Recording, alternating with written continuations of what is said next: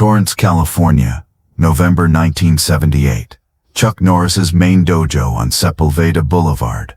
Chuck is teaching an advanced class when his most talented student stands up, interrupts the lesson, and says, "Sensei, I'm ready. I want to fight you. Show everyone I've surpassed you." What happens in the next 2 minutes doesn't destroy the student's confidence. It reconstructs it, transforms arrogance into humility, proves that talent without wisdom is dangerous, and teaches a lesson about the difference between being skilled and being a master that the student carries for the rest of his life and passes down to his own students decades later. The dojo is Chuck's flagship school, opened in 1970, now 8 years established as one of the premier martial arts training facilities in Southern California. The space is clean, professional, well-maintained, hardwood floors polished to a shine, walls painted white with motivational quotes about discipline and perseverance, equipment organized and cared for, everything reflecting the standards Chuck maintains.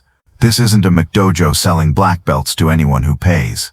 This is serious training for serious students, where advancement comes through demonstrated skill and character, not time served or money spent. It's 7 p.m. on a Thursday. The advanced adult class, 15 students, all brown or black belts, people who've trained consistently for years, who understand fundamentals and are refining advanced techniques. The atmosphere is focused, respectful, everyone here because they want to improve, not because they want to claim they studied under Chuck Norris, though many enjoy telling people later, years later, after Chuck becomes famous, that they trained at his dojo before Hollywood knew his name. Chuck is 38 years old, retired from competition for 4 years but still training daily, still refining, still learning, still evolving his understanding. He's teaching a lesson on timing and distance control, demonstrating how small adjustments in positioning can create large advantages in combat, explaining that fighting isn't about having the fastest punch or strongest kick, but about being in the right place at the right time with the right technique. His teaching style is clear, methodical, breaking down complex concepts into understandable components, never assuming students grasp something without demonstration and repetition. Among the students is Jason Miller, 24 years old, been training with Chuck for 5 years, natural talent for martial arts, fast reflexes, good body control, quick learner, athletic background in high school wrestling gave him physical foundation that translates well to martial arts. Jason is currently a brown belt, 2nd degree, maybe 6 months from testing for black belt. Technically he's excellent, his kicks are crisp, his punch is fast, his form's clean, but there's something else about Jason. Something that's been growing over the past year, something Chuck has noticed and been monitoring: arrogance. Jason wins every sparring session with other students. He's faster, more technical, more athletic. His success has inflated his ego, made him believe he's better than he is, made him confuse being the best student with being actually skilled, made him forget that being a big fish in a small pond doesn't make you a shark in the ocean. Chuck has seen this pattern before. Talented students who develop arrogance become dangerous, not to others but to themselves, because arrogance prevents learning, prevents growth, prevents the humility necessary to keep improving.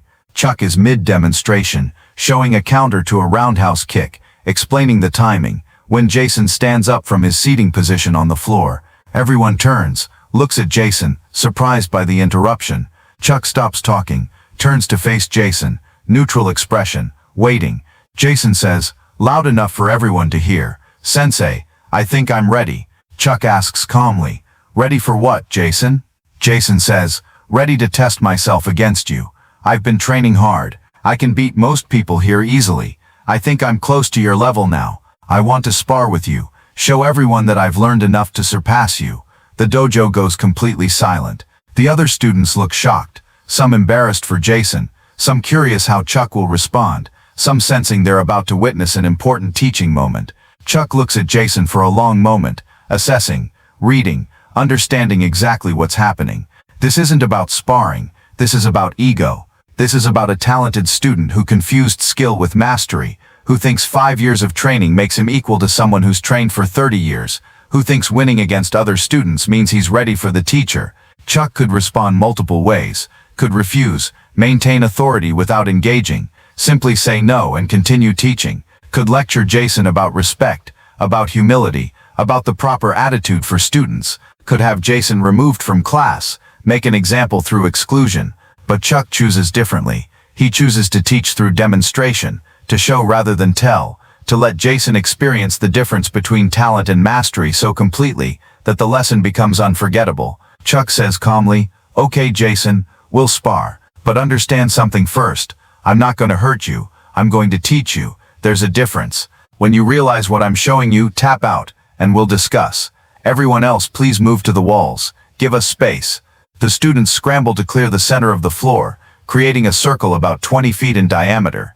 Jason moves to one side, Chuck to the other. Jason is bouncing on his feet, loosening shoulders, preparing like he's about to compete in a tournament, energy high, confidence visible. Chuck stands still, hands at his sides, breathing normal, face calm. No bouncing, no preparation, no tension, just present, aware, ready. Jason sees this, interprets it as Chuck underestimating him, thinks Chuck is being casual because he doesn't see Jason as a threat. This increases Jason's confidence further. He thinks he's about to prove something. He doesn't realize he's about to learn something. Chuck says, "Begin when ready. Full contact, control your strikes. Tap out when you've learned the lesson." Jason doesn't hesitate.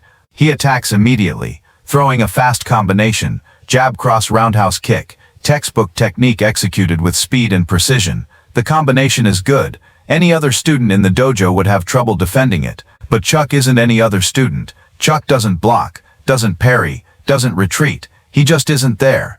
His body shifts 6 inches, minimal movement creating maximum effect. Jason's combination hits empty air. Jason resets, attacks again, different combination, more complex, same result. Chuck moves minimally, economically, effortlessly avoiding every strike. Jason starts breathing harder, not from exertion but from frustration. He's throwing his best techniques, full speed, full commitment, and none of them are landing. Chuck hasn't countered, hasn't attacked, hasn't even blocked, just moved. Just demonstrated that 30 years of training means seeing attacks before they fully develop, reading body language, understanding patterns, knowing what's coming before it arrives. After 30 seconds of Jason attacking and Chuck evading, Chuck says quietly, "Ready to see the difference?"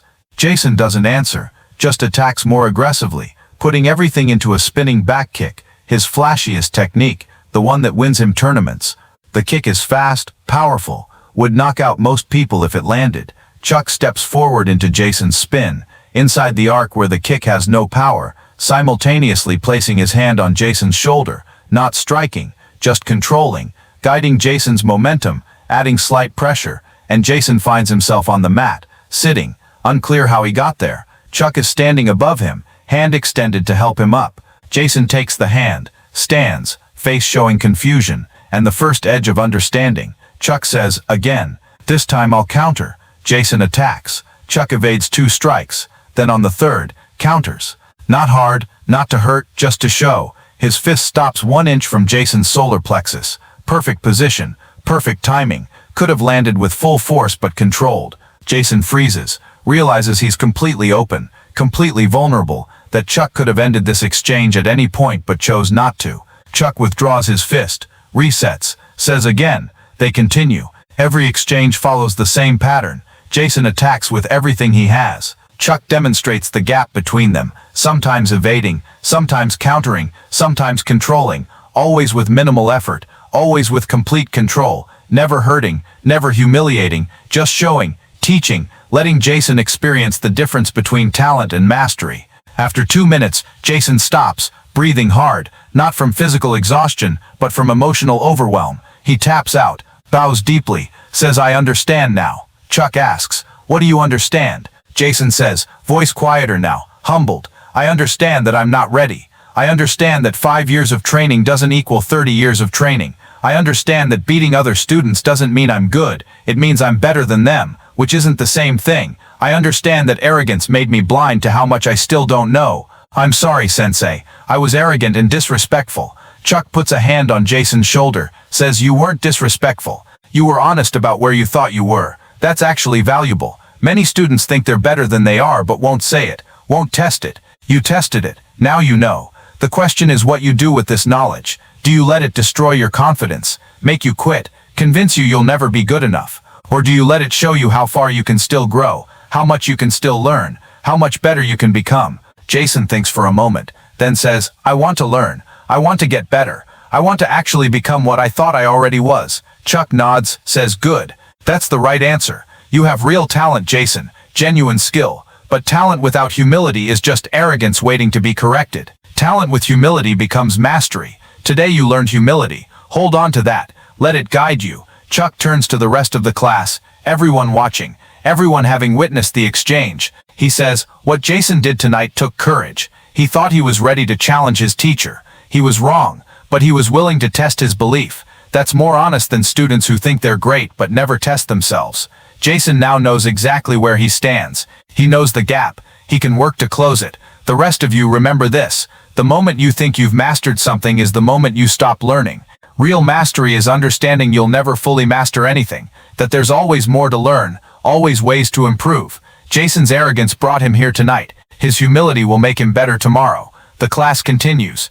Jason participates fully, but his entire demeanor has changed. Less showing off, more learning. Less trying to prove he's best, more trying to improve. The shift is visible, immediate, profound. After class ends, Jason approaches Chuck, says, "Thank you for not humiliating me. You could have destroyed my confidence in front of everyone. Instead, you taught me without breaking me. That's what a real teacher does." Chuck says, "Humiliation doesn't create growth. It creates resentment. My job isn't to make you feel bad about your skill level. My job is to help you improve. Tonight you needed to understand the gap between where you are and where you can be. Now you understand. Now we can work on closing that gap." Jason bows, thanks Chuck again, leaves the dojo with his ego smaller but his understanding larger. Over the next 5 years, Jason transforms. He trains with renewed humility, asking questions instead of assuming answers, seeking feedback instead of validation, focusing on improvement instead of comparison. He earns his black belt 2 years later, not because he waited longer but because he actually reached the level required.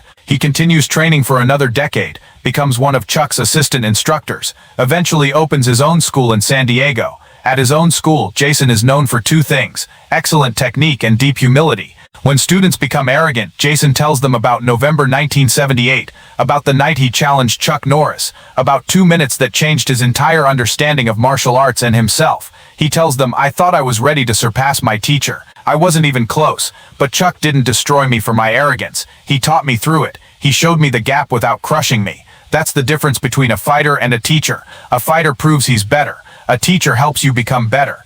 Be teachers, not just fighters. In 2015, Jason attends a martial arts expo where Chuck is giving a seminar. They haven't seen each other in years. After the seminar, Jason approaches, now 61 years old, gray in his hair, decades of teaching on his resume, hundreds of students he's helped train. Chuck recognizes him immediately, smiles, hugs him. Jason says, "Sensei, I've been teaching for 30 years now. I use the lesson you taught me that night with every student who shows arrogance. I tell them about challenging you, about learning the difference between talent and mastery in 2 minutes. You saved me from myself that night. Thank you." Chuck says, "You saved yourself. You had the courage to test your belief, and the humility to accept what you learned. Not every talented student can do that. Some leave when they realize the gap. You stayed and worked. That's why you're a great teacher now. You remember what it felt like to be humbled, so you can humble others without destroying them. So here's the question. Where is your arrogance blinding you to what you don't know? What gap exists between where you think you are and where you actually are? And when someone shows you that gap, do you respond with defensiveness or with gratitude? Because Jason Miller thought he was ready to surpass his teacher.